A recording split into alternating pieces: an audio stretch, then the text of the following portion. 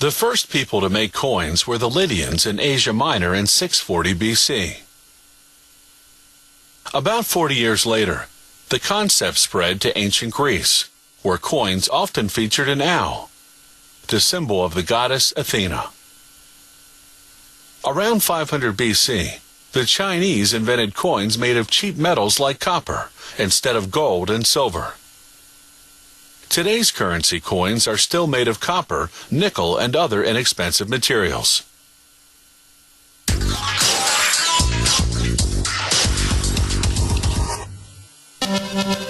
The Mint manufactures collector coins using sterling silver, as well as sterling scraps left over from making other coins.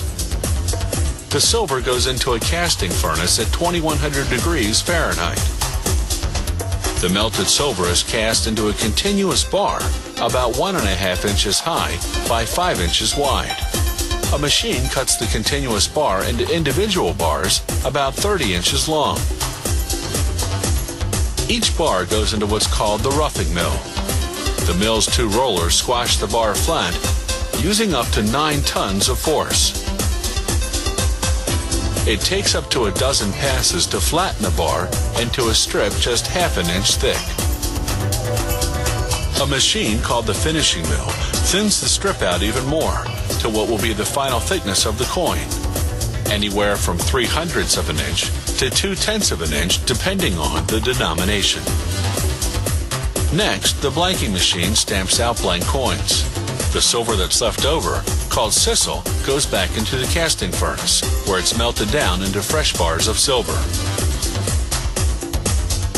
The next stops for the blanks is the rimming machine, whose spinning wheel presses a raised edge or rim on each one. The blanks then go into a tub filled with water, cleaning solutions, and steel beads. The beads act as an abrasive agent, smoothing and polishing the blanks.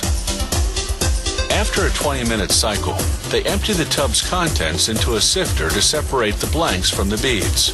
Workers then towel dry the blanks by hand. This ensures there'll be no water stains on the coins. Throughout the coin-making process, as the silver is worked, it becomes brittle. So brittle that it could easily break when struck. That's why, at several stages, the metal goes through an oven called an annealing furnace. The coin design comprises artwork or a photograph or a combination of both. This coin will feature a photograph of Queen Elizabeth provided by Buckingham Palace. The artist uses a computer program to design a collage of various elements. Once Mint officials approve the final design, the process of engraving can begin. They take a plaster disc that's 10.5 inches in diameter. The computer guides the engraving machine to turn the one-dimensional computer design into a 3-dimensional version in rough detail. This creates a plaster model of the design in the negative. They now use this negative to cast a plaster positive. An artist then enhances the detail by hand. Once that's done, they cast a negative plaster mold. From that, they then cast a positive mold, this time in rubber. From the rubber, they cast a negative mold out of hard black epoxy. They mount the epoxy model on a machine called a pantograph, which is essentially a reducing machine. It traces the model and cuts a version 1.5 times smaller in brass. This reduction process takes 36 hours. Then, an engraver takes the brass model and fine-tunes the design under a microscope. At this stage, the engraver also adds the lettering, noting the year, the denomination, and the country of issue. Then comes another 36-hour reduction process. They reduce this brass model to 1.5 times its size to create what's called a matrix, a negative model made of high-grade steel that's the final size of the coin. Then they strike the matrix onto a block of steel, which creates a positive called a punch. Then they strike the punch onto another steel block to create a negative, called a die. The coins are made, one at a time, in the coin press.